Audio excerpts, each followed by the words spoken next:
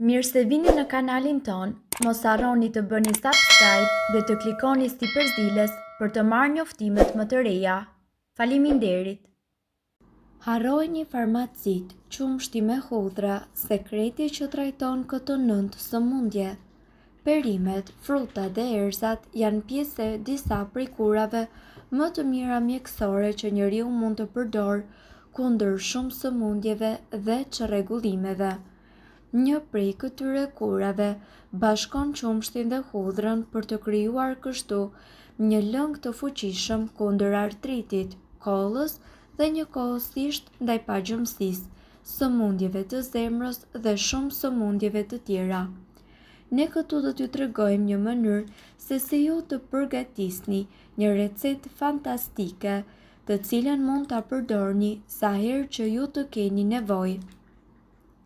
Sipas ekspertëve, juve do t'ju duhen 10 thelpi hudhër të grirë holl, 2 deri në 3 lugë çaj me sheqer ose mjalt dhe 500 ml qumësht dhe 250 ml ujë. Përzieni ujin dhe qumshtin në një tenxhere. Shtoni hudhrën dhe vendoseni në zjarr. Sapo lëngu të marrë val, uleni temperaturën dhe përzieni vazhdimisht. Pas pak minutash, hiqeni tenxherën nga zjarri, kullojeni lëngun, shtoni më pas sheqerin ose mjaltin dhe pijeni të ngrohtë. Përfitimet e kësaj pije të shëndetshme janë me të vërtetë të shumta. Artriti dhe njëkohësisht nervi shiatik. Konsumi ditor i këtij lëngu ndihmon në trajtimin e simptomave dhe dhimbjeve shoqëruese të artritit. Ky qumësht ndihmon në zbutjen e dhimbjeve të artritit. Sëmundjet e zemrës. Qumshti me hudhra është një mënyrë shumë efikase e cila ndihmon në uljen e kolesterolit të keq dhe parandalimit të formimit të pllakëzave të gjakut. Azma. Qumshti me hudhra duhet pirë çdo natë përpara gjumit për të zbutur simptomat e azmës. Ju mund të pini qumshtin ose të hani 3 thelpi hudhër çdo natë. Verdheza. Hudhra gjithashtu eliminon toksinat nga organizmi dhe aktivizon njëkohësisht të gjitha enzimat e mira me qëllim përmirësimin e funksionit të mëlçisë. Hudhra gjithashtu përmban shumë sulfur, i cili është mjaft i rëndësishëm për mëlçinë.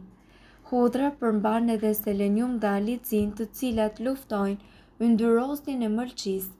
Konsumi i rregullt i hudhrës dhe i qumshtit në një lëng të vetëm për 5 ditë me radhë ndihmon në trajtimin e verdhëzës. Pagjumësia. Qumshti me hudhra ndihmon në qetësimin e organizmit dhe ju ndihmon njëkohësisht që ju të flini sa më mirë. Pneumonia. Qumshti me hudhra duhet pirë 3 herë në ditë kundër pneumonisë. Kolla. Kombinoni qumshtin, hudhrën, shafranin e indis dhe njëkohësisht pak mjalt dhe pijeni lëngun për të kuruar kollën tuaj kronike. Tretja. Vlerat fantastike antiseptike të hudhrës bëjnë ato e cila është mjaft e rëndësishme për sistemin tuaj imunitar, tretjen dhe njëkohësisht pastrimin e sistemit limfatik dhe detoksifikimit të trupit. Ky lëng gjithashtu ndihmon në sekretimin e lëngjeve tretëse dhe njëkohësisht kundër diarres. Kolesteroli. Pijeni qumshtin me hudhra për një javë të tërë nga një gotë për të rregulluar nivelin e kolesterolit. Shumë njerëz e duan hudhrën pavarësisht aromës së saj. Ajo nuk është vetëm një shtesë e shijshme për pothuajse çdo vakt, por gjithashtu është e rëndësishme për mirëqenien tuaj. Mbani dhëmbët e shëndetshëm.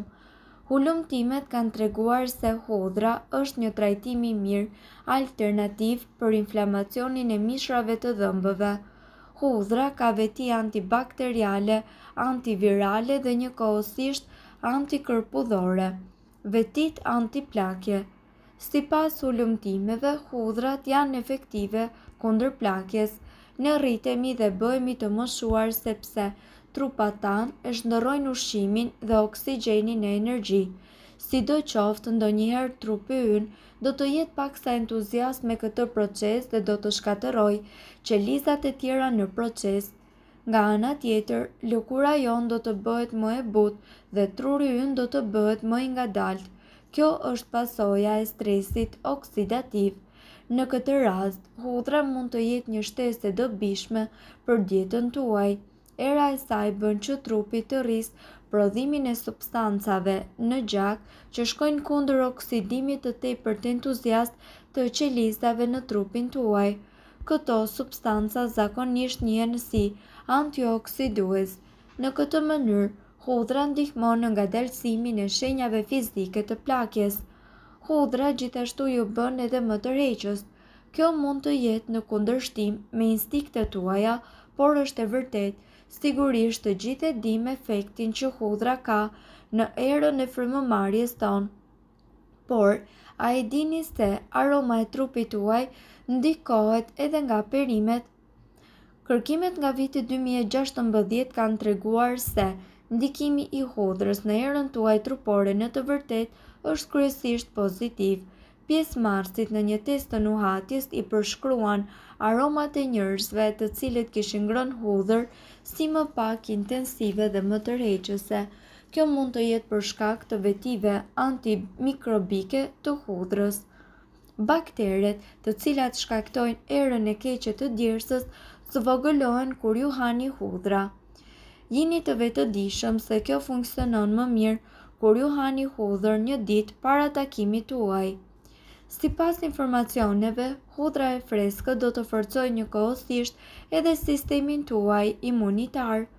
Fakti që hudhra mund të kontribuojë në shëndetin tonë është tashmë e ditur prej shumë kohësh.